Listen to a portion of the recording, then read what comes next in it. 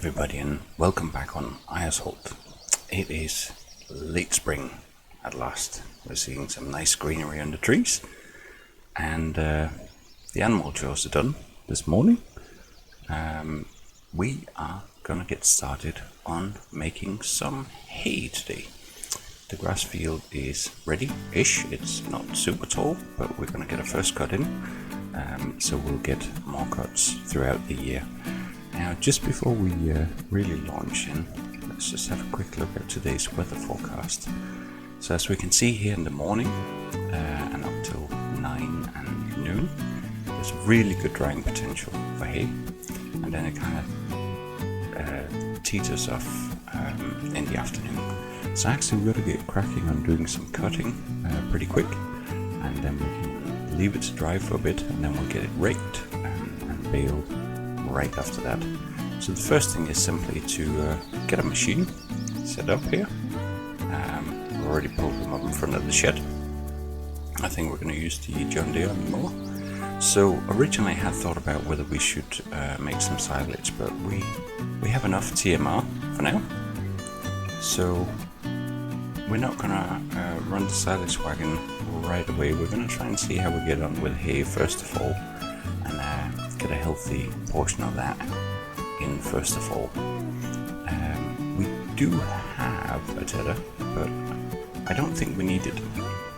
That's really the crux of things here. So we'll get the mower mounted here and get over to the field and start doing some cutting. Then afterwards we are going to get both a liner and a baler running together using the Follow Me mod. But most importantly is really to get the grass cut and dried right away. So that is our first and foremost job here. Now it's right across the road. It's a fairly large field, so we'll try and see how much we get cut sort of within the next couple of hours, and if we start seeing signs of things drying up till around lunchtime. Worst case scenario, we can turn it later on, but I think we should manage to do it just with cutting and wind drying. So without much further ado, we'll get into the field here and we'll get started on a bit of cutting.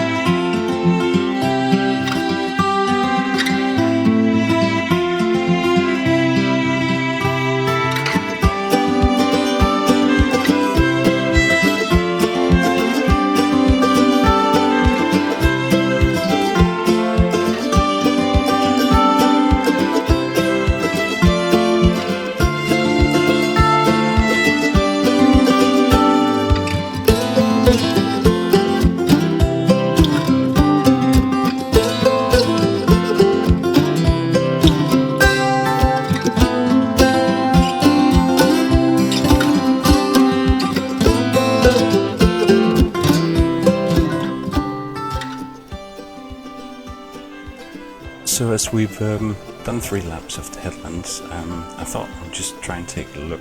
We have our little measurement device here, and I just want to see if it's going to tell us anything about how dry or wet it is now. That says, I think it's a moisture of 9% at the bottom there, which means that we should hopefully see it starting to change soon. I wonder if we check the last row. No, it's the same. What if I move into the grass itself?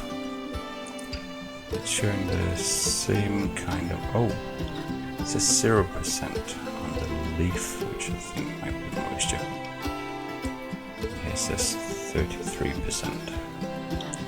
So, under any circumstances, we got some more cutting to do, and hopefully the wind is going to stay fresh enough that we're going to start seeing some dry grass soon that we can get lined, because otherwise we're going to have to start getting that tether out. We've only been cutting for just over an hour, so I guess it's not too bad.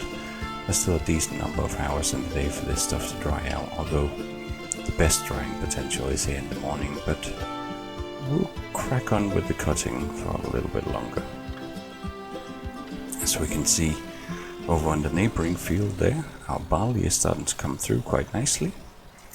We are gonna have to get some corn planted on the last field here in late spring as well, although temperature's not quite up to scratch yet, but I think we should be okay to put it in the ground. So then there'll be probably putting a little bit of extra fertilizer and possibly herbicide on some of the fields, depending on how bad the weeds go. So plenty to be getting on with as things are starting to grow here on Eiersholt.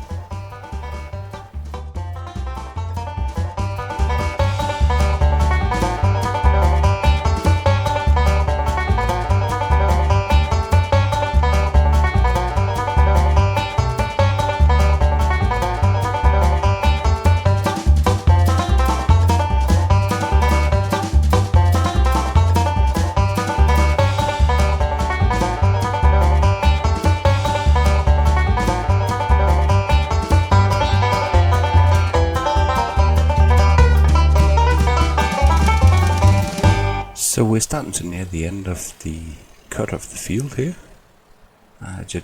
John Deere's done a great job on running the mower here. Seems to not be too big a job, but obviously the grass isn't quite as thick as we might like it to be later in the year, but I hope this is going to turn into hay now. I'm starting to feel a little bit uncertain because it's still quite overcast. And although there's a bit of a breeze, not really seeing anything starting to turn, but we're going to give it a couple of hours after we finish the cut here. There's plenty of things we can be getting on with over on the farm. In the meantime, we can ready up the machinery for the rest of the jobs. We can even get the planter ready with seed and corn, although it's most likely going to be tomorrow or the day after before we actually get the corn in the ground, but no harm in having the machinery sitting ready rather than having to rush around at the last minute.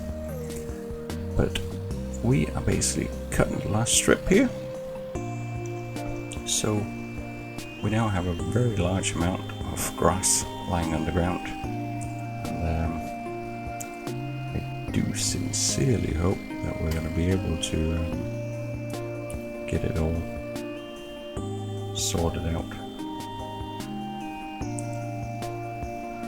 But yeah, the mower's gotten mucky enough, that's for sure. So we're going to take that one over to the farm. We're probably going to use this John Deere to run the auto stacker for the bales once we get to that bit. So we do need to get this mower unhooked.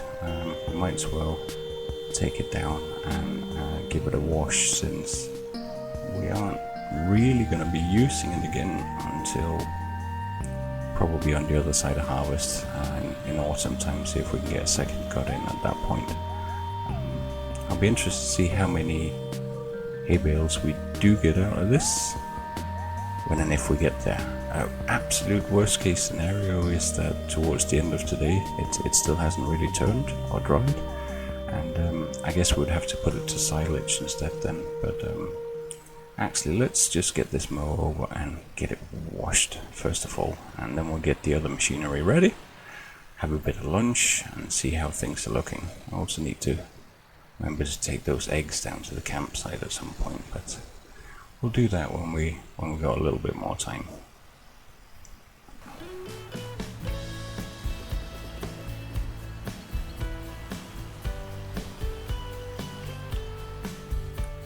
So we've got the second T7 sitting ready here as well to assist with the grass work. We'll get the mowers put back in the shed here. We might as well hook on the auto stack and kind of bring it out in the yard so things are starting to get ready. We'll just keep him down along the side here. So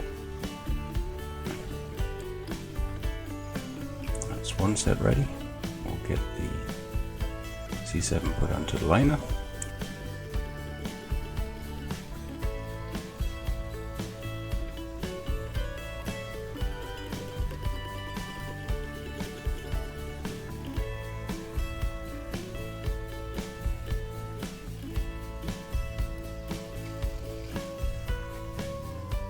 Excellent, that's the line all set up, so the only thing left to do is to get our John Deere put onto the baler.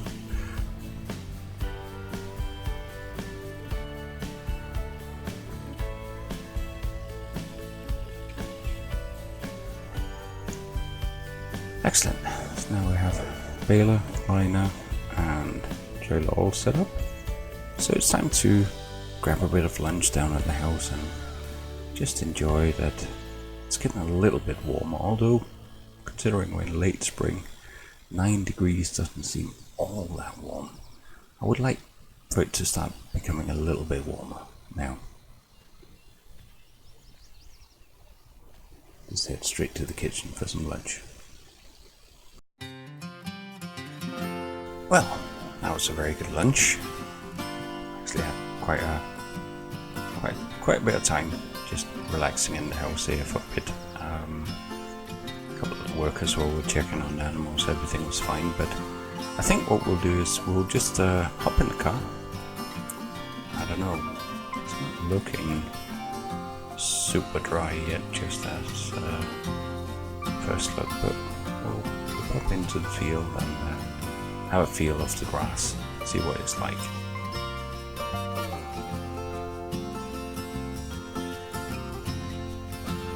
Yeah.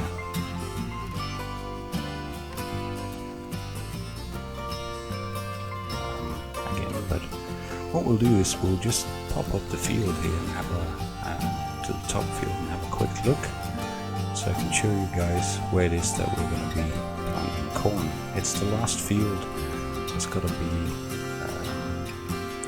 covered. Everything else is now growing, but we do have this field up here. It's been ploughed. It's basically ready. It's had one round of fertilizer on it as well. We've got lime on it, so it should be good to go. But you might as well head down and actually maybe get the planter ready.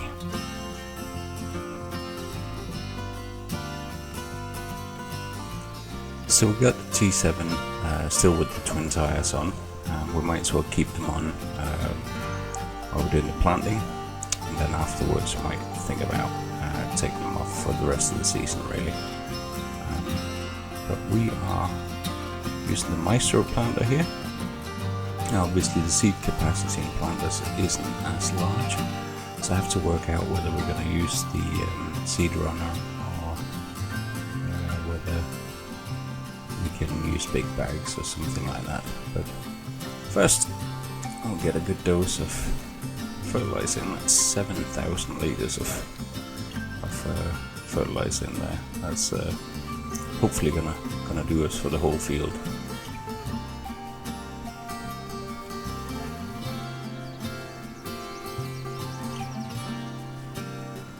Excellent, that's another job done. And we get working on that field. But that's most likely going to be in the next episode. So I'm going to leave the T7 sitting in here for now. And I'll probably go and paint some fences and wait a little bit more. It feels a little bit sunnier now, so hopefully we'll start seeing some action. Well now, that's most of the afternoon gone. It's 5 o'clock and still not really feeling dry, so I'm starting to think I might have to get the tether out. So we're going to mass it out of the shed, and I'm going to have to try and put a tether on it and see if we're going to be able to rescue this hay. Otherwise all of this setup was for nothing really. I had actually thought about getting rid of that to begin with, but now I might be glad that I didn't. It's not a particularly big one. It's going to take quite a lot of work to cover the whole field, but it's worth a shot at least, because we've cut it. There's no turning back. We can't glue all the grass blades back on again. That's going to take even longer. So we'll see if we can get this turned up and see if it's dry enough underneath that we could actually start baling it up.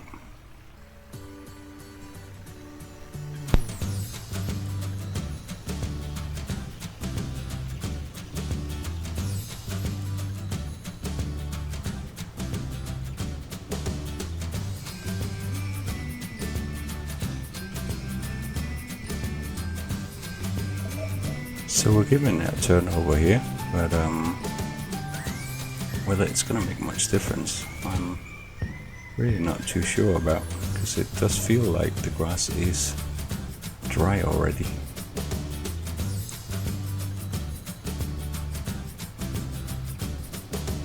So I don't really think this is making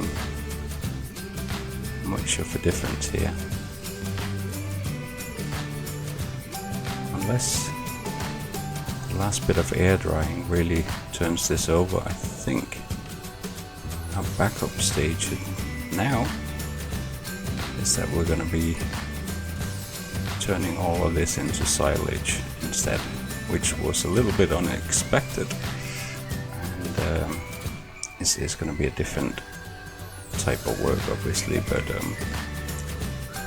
we'll give it a shot.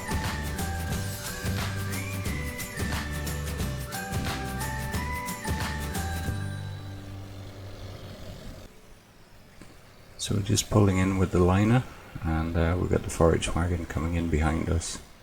We'll get things set up so that the two can run along right behind each other, and we just have to keep an eye on when the forage wagon starts getting full.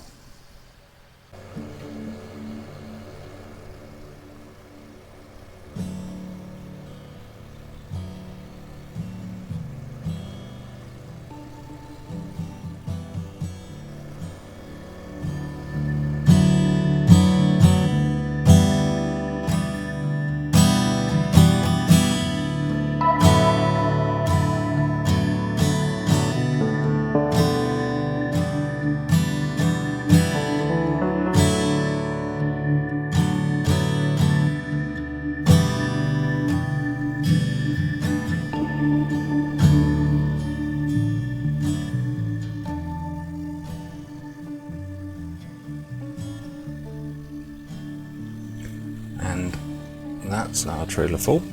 I might not entirely look it, but as we can see, there's nothing more getting picked up. So we're gonna hop in here, and we're gonna bring this first load back to our silage bit. And now, magically, at the very last minute, we can swap back over to hay. As you can see, the field just changed there.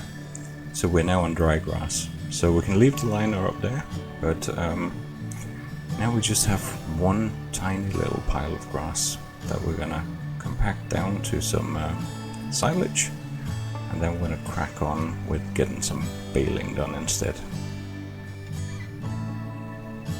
Try and get this emptied out into a reasonably concentrated pile.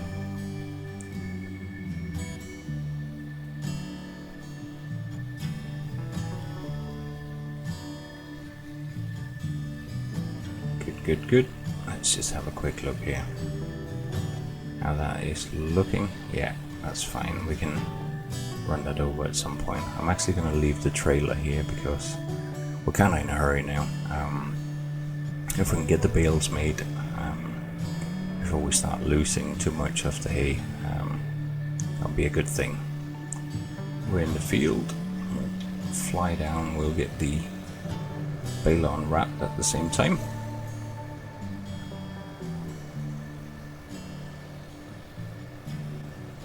There's a lot of hay to get through at 6:20 in the evening.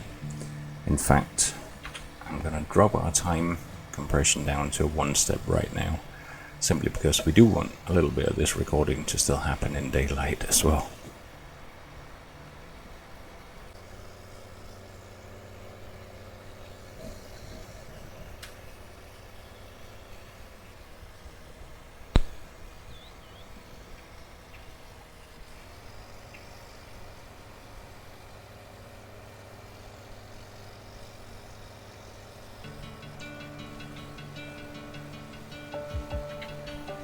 Set him to follow, and we'll hop in the T7 and get the liner going again.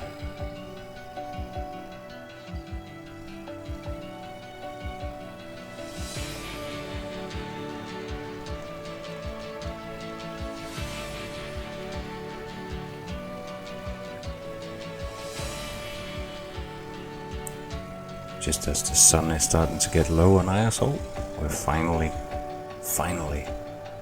seeing the first hay bales appear in the field. That took a lot longer than I thought it was going to. So if you haven't tried making hay from scratch in seasons, I guess this might be a useful tip for you. Be prepared to have to wait for the best part of the day, even with decent drying conditions.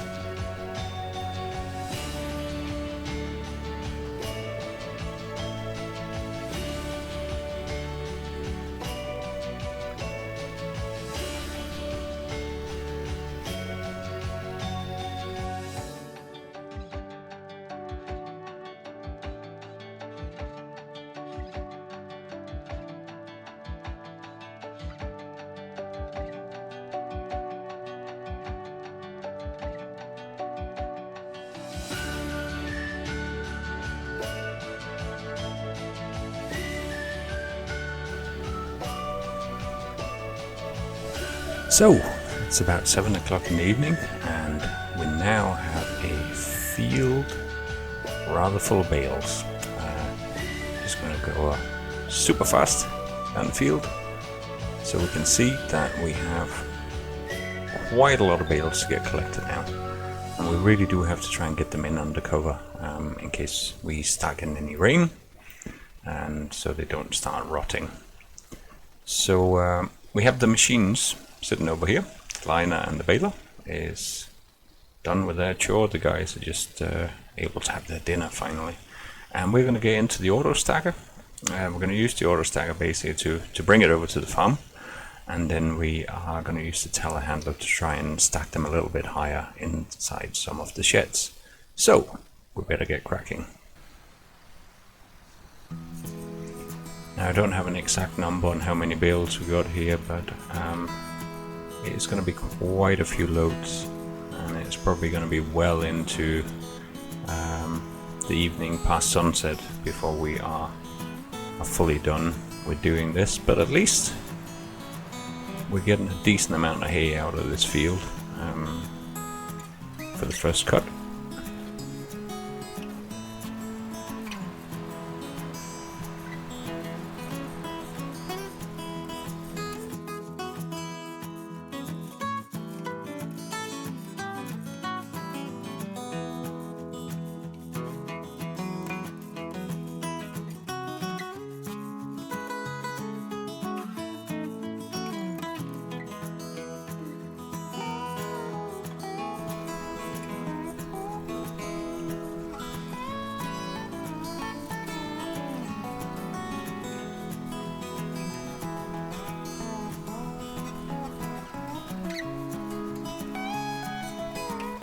First load coming in.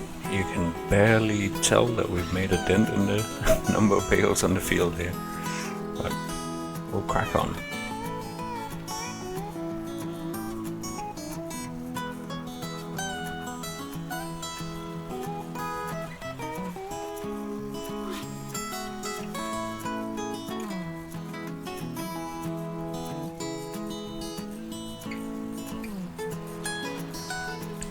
So we're just bringing the first load into the yard here, and I reckon we're going to store them in this shed here. it's relatively close to where we would be making total mix ration, and that's really the only thing we need hay for right now. So it kind of makes sense to stack it up around here. So the first load we should be able to slide in more or less directly, hopefully. And then the following loads we're probably just going to dump outside and let the telehandler deal with it. But we'll see if we can get this first one reasonably well lined up and put in, and then the telehandler can just lift and stack a bit instead. So let's see if this will do. Just gotta make sure, because we can't get too close up against the wall because the arm sticks out when we go into unloading this thing.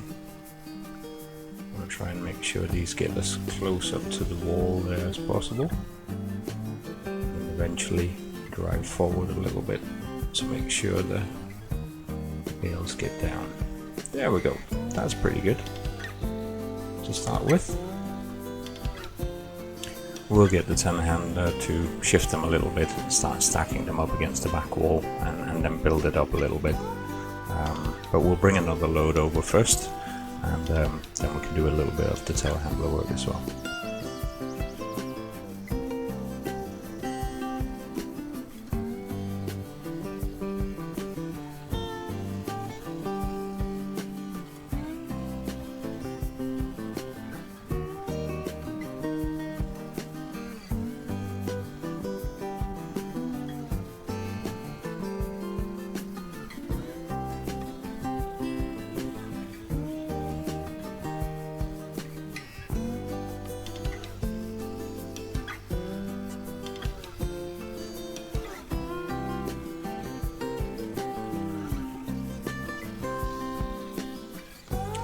Second load coming in.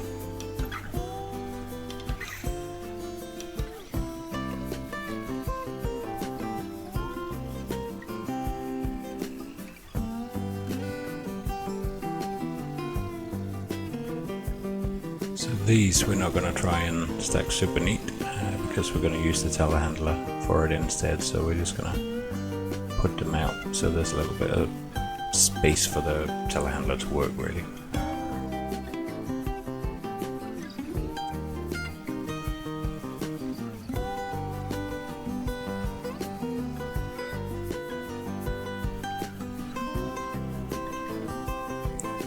Let's hop over and start organizing a few bales here.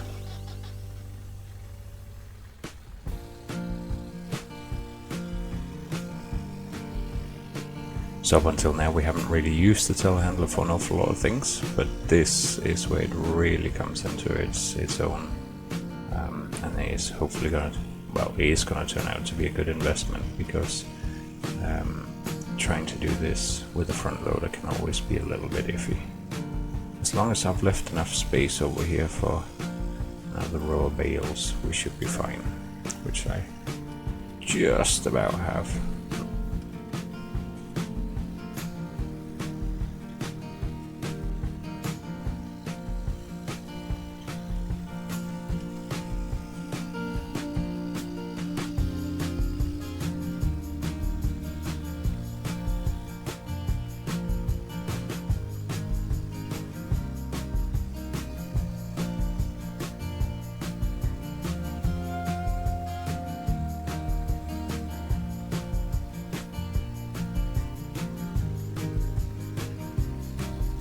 So we'll try and get the stacks probably around 4 bales high.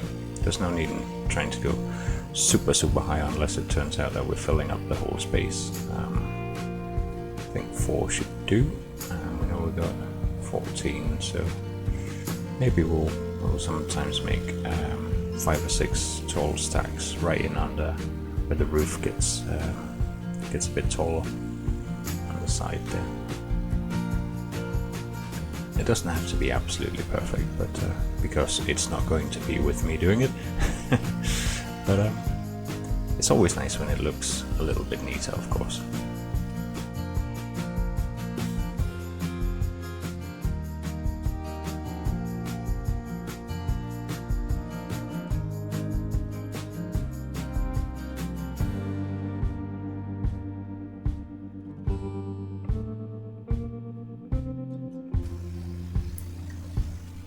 So that's almost too late. Loads stacked up, and as you can now kind of see the basic principle of how we're going to try and get them stacked in here. Obviously there's quite a lot more out in the field still to do, and this does take a little while, especially given my lack of expertise in doing really good stacking here. I'm obviously not farming simulator the material. I think it's pretty evident from this little time lapse, but nonetheless we're going to crack on. I'm going to do some of this in a cutscene because even a time lapse would become quite long for this, but there'll be a few shots, and we'll see how we get on. So after a good deal of shifting bales, we are finally on to the last load here. It's not entirely full, we've got 10 bales, but as we get back to the farm, you'll see that we got a decent stack there already. So these are the last bales that we got to stack for tonight. Let's get on to 8:30 in the evening. It's been a long day's work, but we're pretty much there, and we ended up after all with a pretty healthy harvest of hay from this field, and a rather pitiful amount of silage. I did get one of guys working on the farm to compact the silage while we were collecting the bales. So to come down, I'll get this unloaded and we can take a quick look. But as you can see, it doesn't actually look like an awful lot when you look at it like this, but there are quite a few bales in there, and we'll just get this unloaded.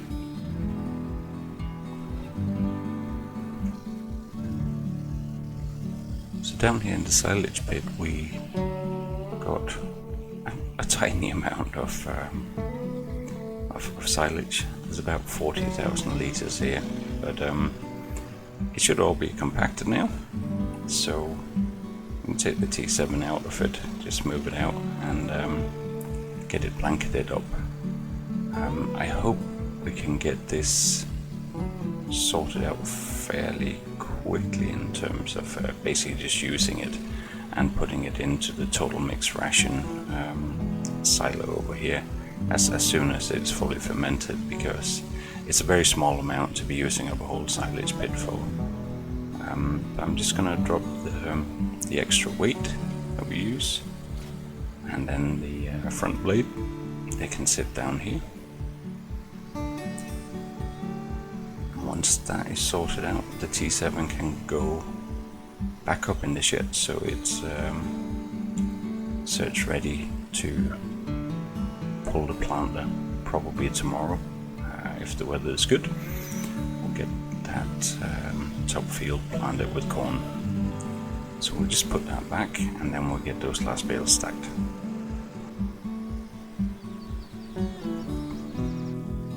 So with that sorted out, the next step is really just to get the last few.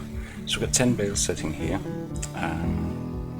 We got, let's see, 1, 2, 3, 4, 5 full rows with 4 in each row and 4 columns. That's 16. So 5 times 16 is 80. And we've got another 4 sitting here in the front. That's 84. Plus the 10 sitting out here, that's 94 hay bales coming out of that field, and that was at a cut that wasn't anywhere near fully grown, so that's pretty decent. I can live with that. 94 hay bales is a lot. We might even be able to sell some of it, unless we decide that we consider investing in some sheep as well. Maybe I think we might have to think about that, but I'm not really sure it's the right time of year to be investing in sheep. Perhaps breeding season is in spring. We're basically coming to the end of spring now, so yeah, I'm not sure that that's going to do a lot, but we'll get these last few bales in.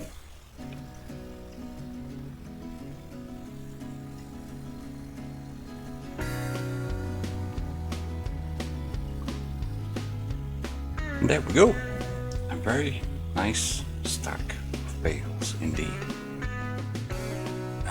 94 bales out of the field, plus 40,000 litres of silage fermenting, and I think we'll leave the telehandler there, that's fine. So the only thing really left to do at this time of the evening is to put a 6R back, get the trailer off. It'll be needed again once we go into harvest season. We're going to be pulling quite a few straw bales off these fields as well, but for now we can go back in the shed. And we also got the 8R sitting there with the bale on that needs to go back in the shed, but kind of really needs a wash first, so we will probably leave that till the morning duties, to be honest. Like I said, we'll leave the 8R for tonight. It'll need a really good wash and clean in the morning because it's been working hard producing all of those bales. So we're simply gonna drop in the tractor here, and with that, close up for tonight. Although it's still a nice bright summer's evening, I think if I'm lucky there might still be a couple of burgers on the barbecue over here in the garden. So that's it for this episode. Thank you very much for watching. If you do enjoy the Eiersholt series, please do consider hitting that like and subscribe button. And we've got a little bit more spring work to do, some fertilizing, some planting of corn. That'll be coming up shortly. See you again soon.